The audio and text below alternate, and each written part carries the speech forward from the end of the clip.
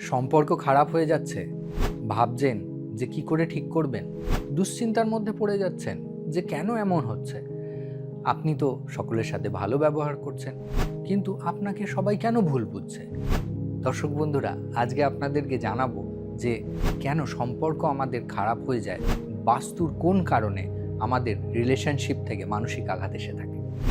বাড়ির উত্তর দিক অথবা উত্তর পূর্ব দিক যদি আপনার কোনো ভারী জিনিস রাখা থাকে, বা ওই স্থানে যদি রান্নাঘর বা বাথরুম থেকে থাকে, তখন অনেক ধরনের সমস্যার সৃষ্টি হয়ে থাকে এবং সেগুলো সম্পর্কের দিক থেকে বিভিন্ন ধরনের প্রবলেম ক্রিয়েট করে।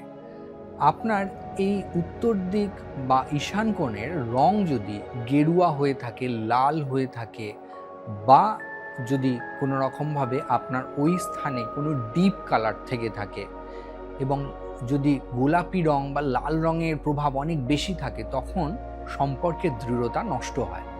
চেষ্টা করুন এই উক্ত স্থানের রং নীল রাখতে, তাতে আপনাদের সম্পর্কের দৃঢ়তা অনেকখানি বজায় থাকবে এবং ভুল বোঝাবুঝি কম হয়ে যাবে।